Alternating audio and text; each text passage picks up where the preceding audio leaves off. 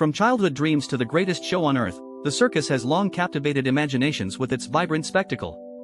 The soaring acrobats, the comedic clowns, the majestic animals, it all seems like a realm of pure, fantastical escape. But what if the cheerful facade hides a history far darker and more disturbing than the shimmering sequins and painted smiles suggest? Welcome to Dark Secret number 185, where today, we pull back the tent flap on the true origins of the circus, revealing a past steeped in exploitation, desperation, and a public appetite for the unusual, even the cruel. To understand the modern circus, we must first dispel a common misconception. While ancient Rome had its circuses, vast arenas for gladiatorial combat, chariot races, and brutal animal hunts, this was a form of bloody public entertainment far removed from the spectacle we recognize today. Our story, the genesis of the modern circus, begins not with emperors and lions, but with a humble trick writer in 18th century England. His name was Philip Astley. A former cavalry sergeant, Astley was a master equestrian, renowned for his daring feats on horseback. In 1768, he opened what many consider the first modern circus in London. It wasn't a tent, but an open-air riding school, a simple circular arena where he performed astounding equestrian tricks. He discovered that centrifugal force made it easier for riders to stand on a horse's back if the horse was galloping in a tight circle, about 42 feet in diameter. This 42-foot ring became the standard for circuses worldwide, a legacy still honored today. Astley's original show was purely equestrian. But to keep audiences engaged, he began to add variety. Jugglers, rope walkers, tumblers, and even a clown to fill the gaps between acts. This was the nascent form of what we now call a variety show, all performed within that iconic circular arena. Astley's success led to imitators, and soon, similar amphitheaters and traveling shows began to spring up across Europe and eventually, America. But as these shows grew, so did the hunger for novelty. The simple equestrian display was no longer enough. This is where the story begins to darken.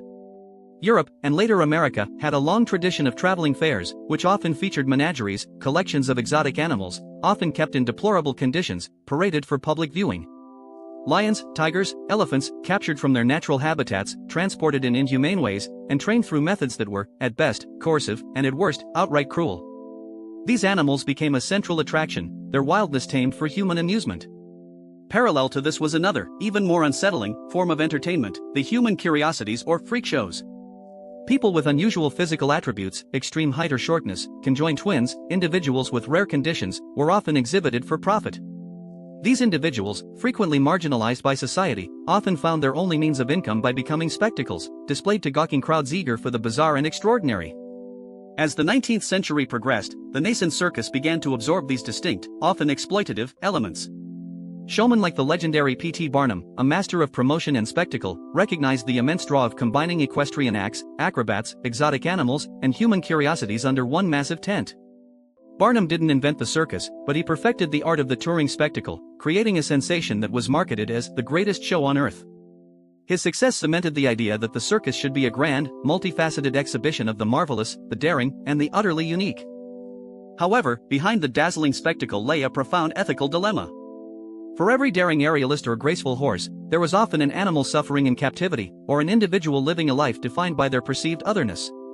The early circus thrived on the public's fascination with the unusual, often at the expense of the dignity and well-being of its performers and creatures. The disturbing truth is that the circus, in its formative years, was a melting pot of legitimate athletic prowess and the systematic exploitation of both animals and humans.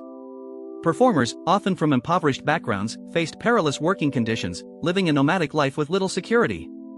Animals were wrenched from their environments and subjected to harsh training regimes.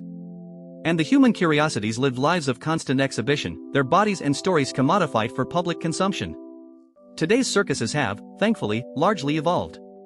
Many have abandoned the use of wild animals, and the era of the freak show is a relic of a less enlightened time. But understanding these dark origins isn't about shaming a beloved form of entertainment, it's about recognizing the complex, often uncomfortable, history behind our cultural traditions. It's a stark reminder of how our collective fascination with the extraordinary has, at times, led down paths we now deem unacceptable. So the next time you think of the circus, remember the daring riders, the laughing clowns, but also spare a thought for the hidden stories, the sacrifices, and the shadows that linger beneath the bright lights of the big top. If you found this exploration into history's darker corners as fascinating as we did, make sure you hit that subscribe button. We uncover a new dark secret every single day, and you won't want to miss what we reveal next. Until then, stay curious, and keep questioning the stories we think we know.